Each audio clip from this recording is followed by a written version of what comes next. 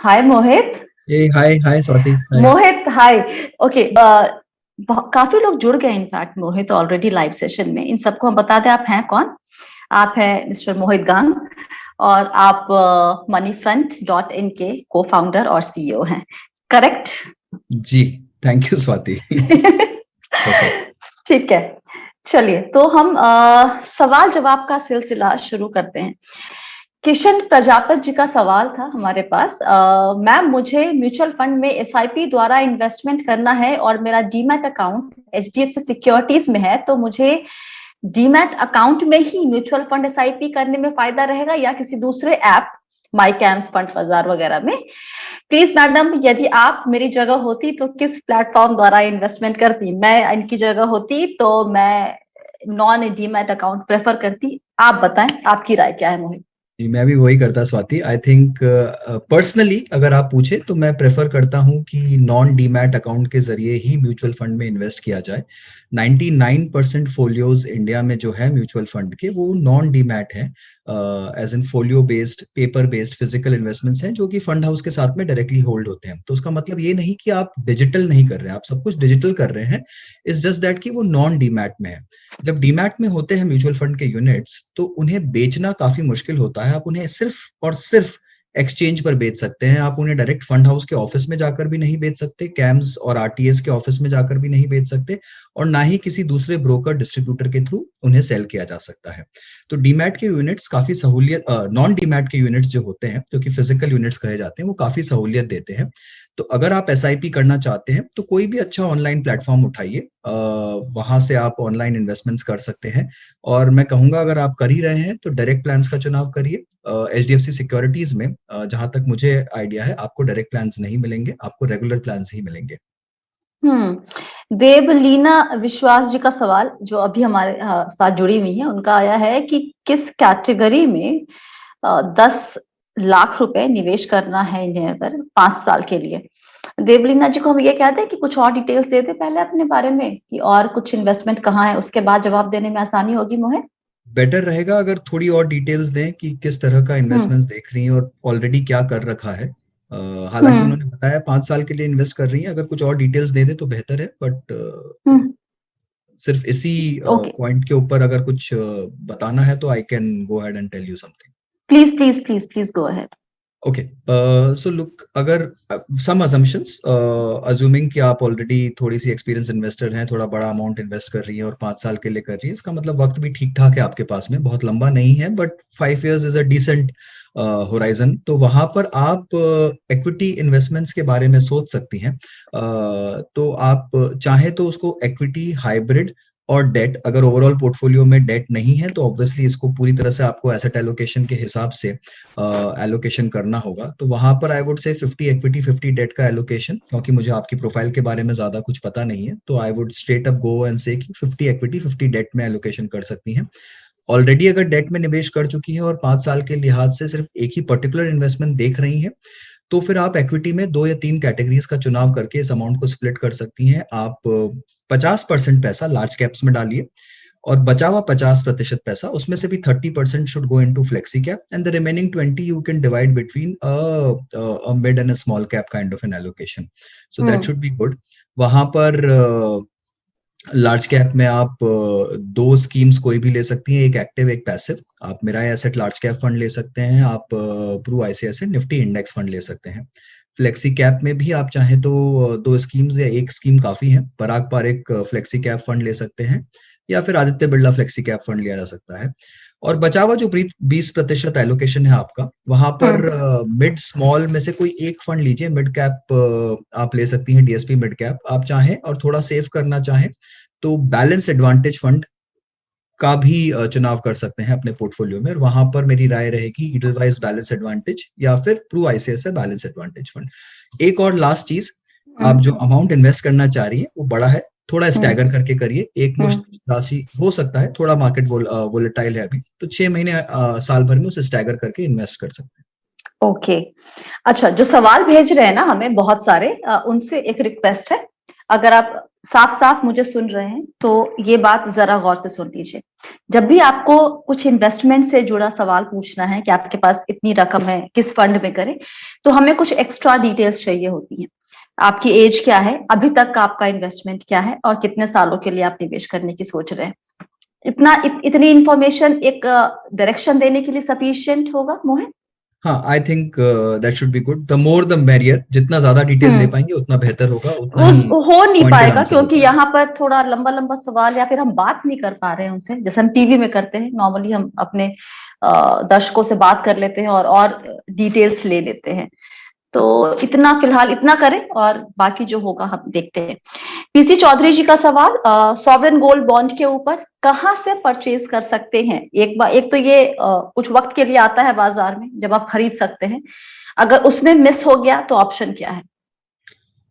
देखिए, नए ट्रांच आते रहते हैं इसके, और जहां तक मुझे लगता है साल में करीब 6 से 7 ट्रांच आपको गवर्नमेंट इसके निकालती है, आरबीआई इसके निकालती है, और आप इसको काफी सारे प्लेटफॉर्म्स आजकल इसको देते हैं, काफी बैंक्स, स्टेट बैंक्स इसको बेचती हैं, तो आप वहां से कहीं से भी ले सकते हैं। आपको ऑनलाइन भी पुराने ट्रांचेस के जो सेलर्स हैं आपको दिखेंगे, ऑनलाइन काफी बार कोड्स मिलेंगे इसके, आप ऑनलाइन जाकर भी पुरानी जो ट्रांचेस हैं उनको खरीद सकती हैं।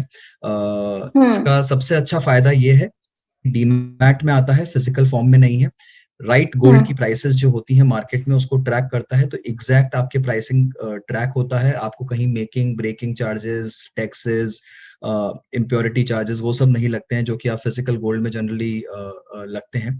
तो it's the best form of investing in gold. सबसे बड़ा जो फायदा है एसजीबी में इन्वेस्ट करने का वो है कि इसमें आपको गोल्ड के प्राइस के अप्रिसिएशन के साथ में हर साल 2.5% इंटरेस्ट भी मिलता है, which is like a bonus, extra bonus. अगर आपको गोल्ड की प्राइसेस के इंक्रीमेंट के साथ में एक्स्ट्रा इंटरेस्ट भी मिल रहा है, चाहे वो छोटा ही है rate, but it's an add on income, तो वो भी काफी अच्छी बात है। और सबसे बड़ी बात, 8 साल की मैच्योरिटी के बाद ये पूरी तरह से टैक्स फ्री होती है। तो कोई भी दूसरा फॉर्म हो गोल्ड का वो टैक्सेबल हो।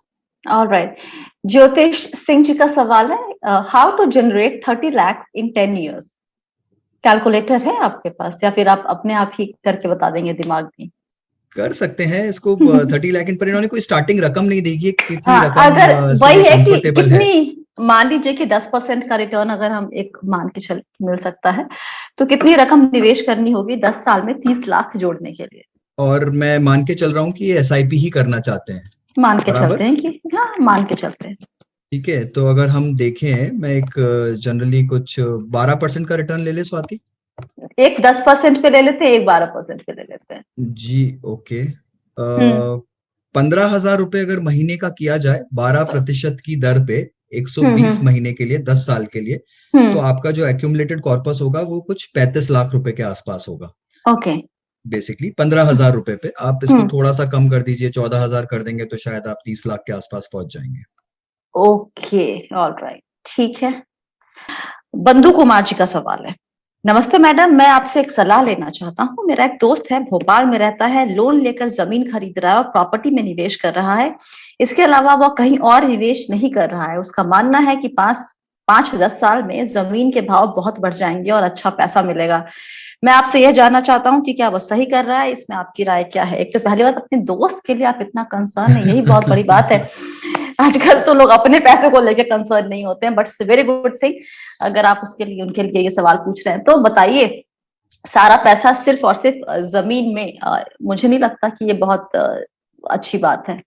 स्वाति, आई एम ऑनेस्टली मैं out and out financial investment वाला बंदा हूँ, सो जो भी मेरा व्यूज है उसको थोड़ा पिंच ऑफ सॉल्ट के साथ में लीजिए, बेसिकली बिकॉज मेरे लिहाज से financial investment is the most liquid asset class.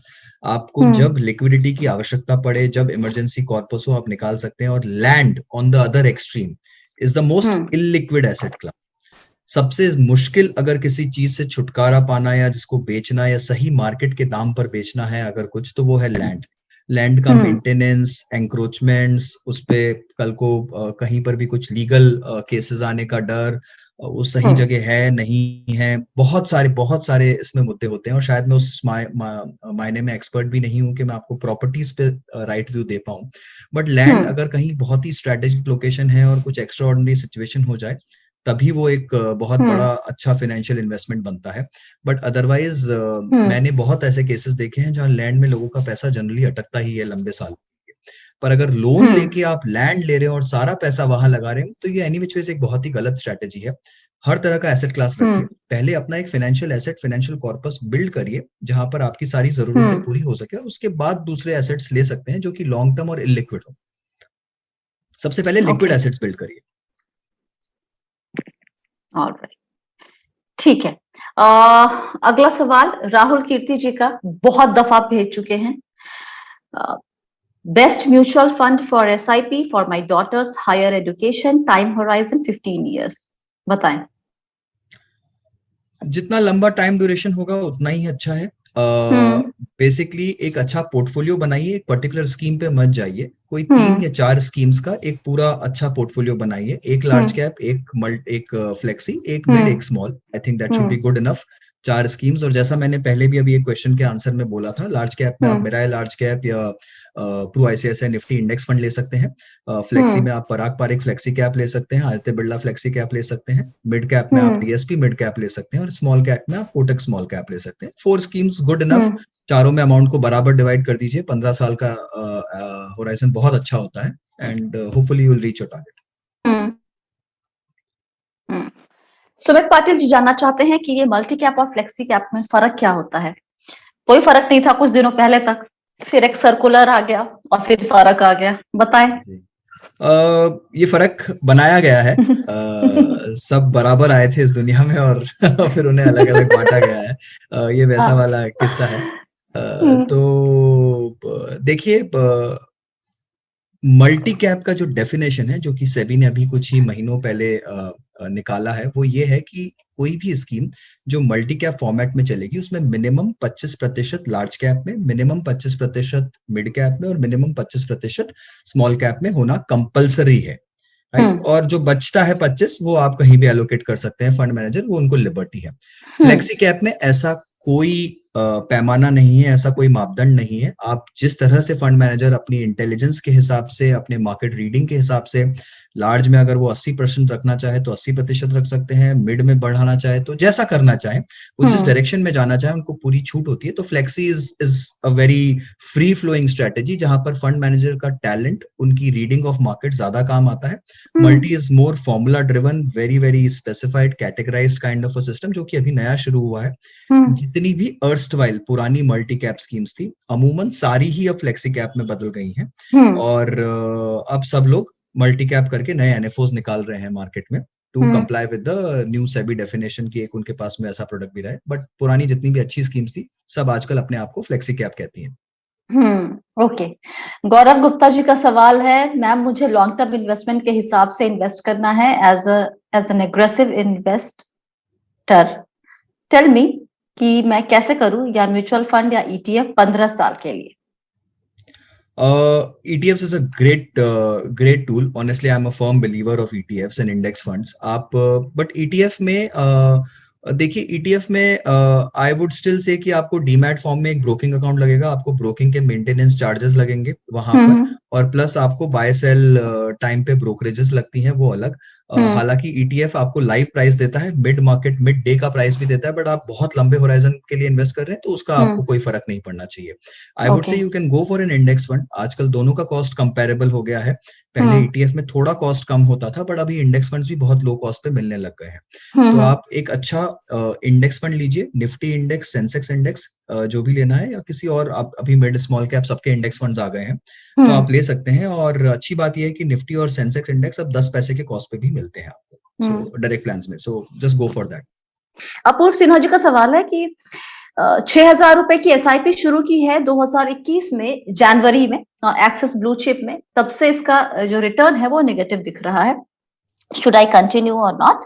It's a long-term investment, and other investments are 6,000 in PP Parag Parikh, long-term PPFAS long-term equity. His age is 32.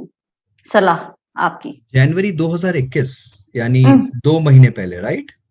हाँ, फिर मार्च 3 महीने अप्रैल, पहले। हाँ, तो नेगेटिव चला भी गया है, और आप बोल रहे हैं अगर आपने बहुत लॉन्ग टर्म के लिए डाला है तो मतलब 2 महीने पहले किया है, 2 महीने पहले किए हुए निवेश को प्लीज मत देखिए, honestly.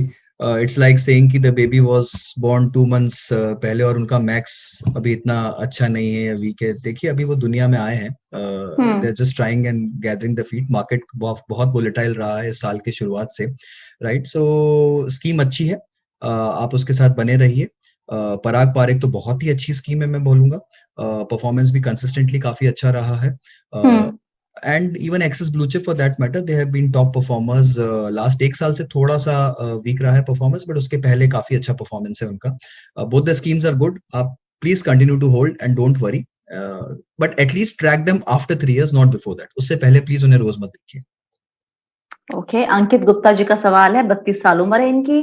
Planning to invest for retirement at 60, direct mutual fund में इन्वेस्ट करूं या निफ्टी ईटीएफ में, क्योंकि फंड मैनेजर के चेंज होने से फंड की परफॉर्मेंस पर भी उसका असर पड़ता है, तो क्या सलाह देंगे आप?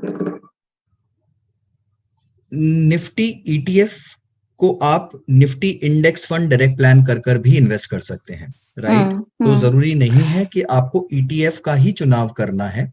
आप एक आसान तरीके से, अगर आप स्टॉक मार्केट में ट्रेड नहीं करते हैं, तो मेरी सलाह सबसे यही रहेगी, जो स्टॉक मार्केट में ट्रेड नहीं करते हैं उन्हें ईटीएफ करने के लिए सिर्फ वहां जाने की जरूरत नहीं है, अलग से डीमैट खुलवाने की और उस हैसल में पड़ने की जरूरत नहीं है कि वो ब्रोकर के थ्रू ट्रांजैक्ट करे। They can very well do the same thing through an index fund. तो अपूर्व जी, आप एक निफ्टी इंडेक्स फंड ले लीजिए, उतनी ही कॉस्ट में आपको एक निफ्टी इंडेक्स फंड मिल जाएगा। उसमें आप UTI Nifty index fund, ICICI Nifty index fund, Tata Nifty index fund, किसी का भी चुनाव कर सकते हैं। अगला सवाल हरजिंदर सिंह जी का, मेरे 2 फोलियो नंबर बन गए हैं, एक फोलियो नंबर डिलीट करना चाहता हूं, पर कोई, मुझे ये लग रहा है, ये पूछना चाहते हैं हरजिंदर जी कि 2 फोलियो नंबर बन गए हैं, एक को डिलीट करना है, डिलीट कर सकते हैं क्या? मेरी बात हुई थी कुछ साल पहले, महीने पहले भी नहीं, कुछ साल पहले, एक म्यूचुअल फंड हाउस के कस्टमर केयर नंबर पे मैंने उनसे पूछा था कि भाई फोलियो नंबर डिलीट कर सकते हैं क्या, तो उन्होंने कहा था कि नहीं कर सकते हैं। अभी भी वही हाल है या फिर हम कर सकते हैं डिलीट? नहीं, फोलियो नंबर डिलीट नहीं होता है, बट मर्ज हो जाते हैं। तो आपको 2 अलग अलग फोलियो कंटिन्यू करने की जरूरत नहीं है। आप फोलियो मर्जिंग कर सकते हैं। आपको एक NFT, non financial transaction forms होते हैं, जो कि आपके डिस्ट्रीब्यूटर या कैम्स के, कार्वी के ऑफिस में आपको कहीं पर भी मिल जाएगा, या फंड हाउस की साइट्स पे भी मिल जाएगा। आप सिर्फ वो साइन करके भर के, अनफॉर्चुनेटली पूरा प्रोसेस फिजिकल है, आपको फंड हाउस के ऑफिस में देना पड़ेगा या फिर कैम्स कार्वी के ऑफिस में देना पड़ेगा, और आपके जो दोनों फोलियो मर्ज होके एक फोलियो बन जाएगा। Okay, which index fund is better for long term? हमने, मुझे याद है जब हम लोग जी में शो करते थे तो ये सवाल आता था, हमने ये एक फंड नामा में ये बात की थी कि निफ्टी या फिर Sensex index fund, which one is better? देखिए, मैं समझ रहा हूँ कि क्वेश्चन शायद आपका थोड़ा ब्रॉड भी हो सकता है। आप सिर्फ निफ्टी सेंसेक्स ही नहीं, आप mid cap, small cap index funds में भी इन्वेस्ट कर सकते हैं। इनफैक्ट आप नेस्डेक यूएस इंडेक्स में भी इन्वेस्ट कर सकते हैं। तो काफी सारे ऑप्शंस हैं, और जैसे जैसे मार्केट्स आगे जाएंगे, जैसे जैसे मार्केट्स मैच्योर होंगे इंडिया के, यू विल फाइंड आपको हर चीज का इंडेक्स का एक ऑप्शन मिलेगा। यहाँ ये भी नहीं, डेट में भी Bharat bond ETF fund of fund का ऑप्शन मिलता है, वो भी एक भारत बॉन्ड के इंडेक्स को ही रेप्लिकेट करता है। तो हर जगह इंडेक्स फंड्स आ चुके हैं। अज्यूमिंग कि आपका क्वेश्चन ये है कि आप निफ्टी में जाए या सेंसेक्स में जाए, लुक, इसमें सबकी राय बहुत अलग अलग रहती है। Sensex is a concentrated portfolio of 30 companies. Nifty is a slightly larger portfolio of 50 companies. Basically, दोनों ही टॉप 30 और टॉप 50 हैं, तो उसमें कोई बहुत ज्यादा फर्क नहीं है। निफ्टी का जो कंप्यूटेशन होता है वो थोड़ा अलग तरीके से होता है सेंसेक्स से। Sensex is pure play market cap, Nifty is a little bit more of market cap and also some other algo which goes behind company selection. To my mind, Nifty is better. Again, personal choice. आप Sensex भी ले सकते हैं, कुछ गलत या सही नहीं है इसके अंदर में, because Nifty is a more liquid index. The volumes on Nifty are much higher compared to what the volumes on Sensex are, basically. And Nifty पे जो trades होते हैं वो Sensex के मुकाबले कई ज्यादा है, right?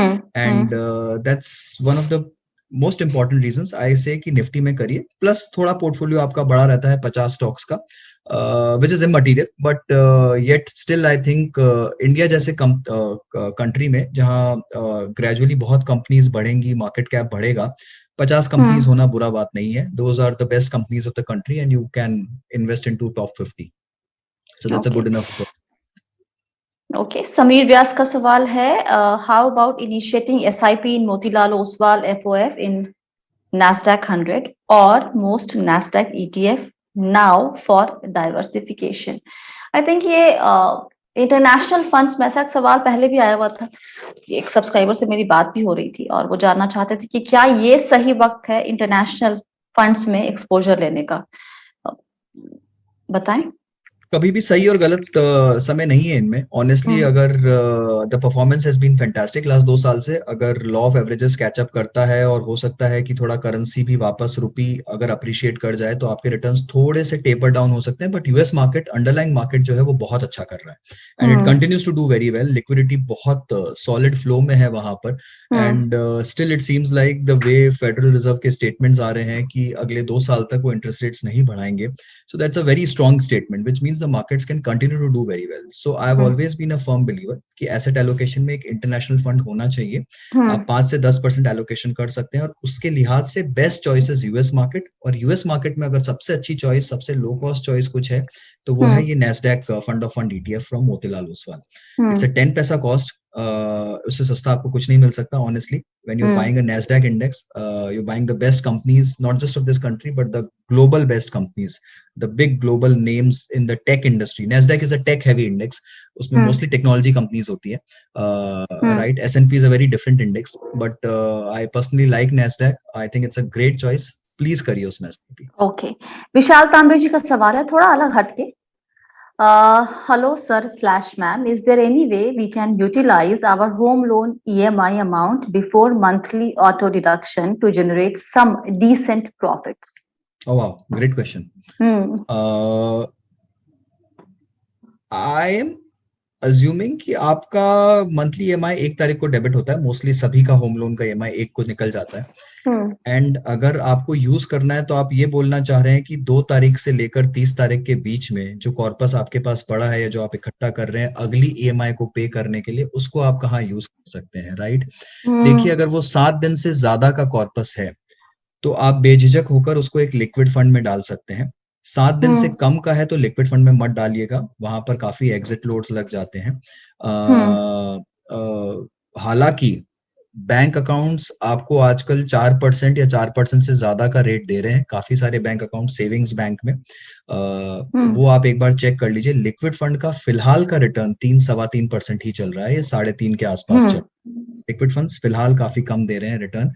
बट जितना मुझे समझता है, बैंक अकाउंट्स में इंटरेस्ट आपको तभी मिलता है वो 4% या 6% जब 10 तारीख से लेकर 30 तारीख तक जो भी आपका एवरेज बैलेंस रहता है वो मिनिमम बरकरार रहे उस पूरे अवधि में, तभी आपको बैंक का सेविंग्स अकाउंट इंटरेस्ट मिलता है. अदरवाइज वो आप एलिजिबल नहीं होते. उसके पीछे कुछ बहुत ही माइन्यूट फॉर्मूलाज होते हैं. I worked in a bank for 12 years and I can tell you that it is not plain and simple कि आपको 4% आपने रखा है और आपका बैलेंस अगर घिर गया है कभी तो वो मिल जाएगा. आप अच्छे से उस फॉर्मूला को चेक करिए और जनरली ऐसा ही कुछ फॉर्मूला होता है.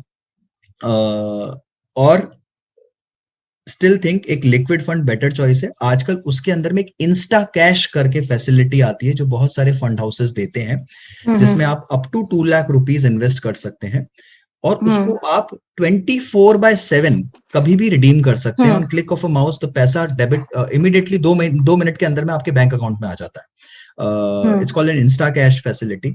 संडे को, मिडनाइट को, छुट्टी के दिन, कभी भी. So there is no lock in per se. आप वो फैसिलिटी यूज करके आपका जो EMI का पैसा है उसमें डाल सकते हैं. वो एक लिक्विड फंड में ही जाता है, रिटर्न उतना ही आएगा, 3.5% के आसपास. बट स्टिल आपको पूरी फ्लेक्सिबिलिटी, आप कभी भी कितना भी निकाल सकते हैं उसमें से. ओके. एक आखिरी सवाल लेके आज यहाँ पर हम खत्म करेंगे. विपुल शाह जी का सवाल है कि वाई डेट फंड बेसिकली पिछले 6 महीने में अच्छा रिटर्न क्यों नहीं दे रहे हैं? ओके, लुक, थोड़ा ब्रॉड क्वेश्चन है honestly. Debt fund as in आप किस कैटेगरी की, कहाँ, किस चीज की बात कर रहे हैं? और 6 महीने ये आपकी पर्सनल एक्सपीरियंस पे डिपेंड करता है कि आप किस पॉइंट पे एंटर किए थे और आप किस पॉइंट पे अपने रिटर्न्स को देख रहे हैं। ऑनेस्टली लास्ट 1-1.5 साल में डेट फंड्स ने अच्छा रिटर्न दिया है। लास्ट 1 साल में इंटरेस्ट रेट्स नीचे ही आए हैं इकोनॉमी में। बीच में एक छोटा सा फेज आया है जब इंटरेस्ट रेट से यील्ड्स वापस ऊपर गए हैं। 1-2 महीने का फेज कहूंगा मैं, वो दिसंबर जैन का फेज पर्टिकुलरली, या फिर थोड़ा सा फेब तक, जहां पर रेट्स ऊपर गए थे और रिटर्न्स थोड़े से वापस नीचे गए। 1 महीने के लिए बीच में नेगेटिव भी गए। बट ओवरऑल अगर आप पिछले लंबे टाइम से इन्वेस्टेड है डेट फंड्स में, तो आपको रिटर्न्स ठीक ही आ रहे हैं। हैविंग सेड विच, रेट्स काफी चांसेस हैं कि वापस साइकिल रिवर्स हो सकता है, रेट्स ऊपर जा सकते हैं। यील्ड्स ऑलरेडी थोड़ा ऊपर की तरफ जा रहे हैं जैसे जैसे इन्फ्लेशन बढ़ रहा है। तो जितने भी लॉन्ग टर्म डेट फंड्स हैं वो थोड़े ट्रिकी हो जाते हैं जब इंटरेस्ट रेट ऊपर जाने लगता है।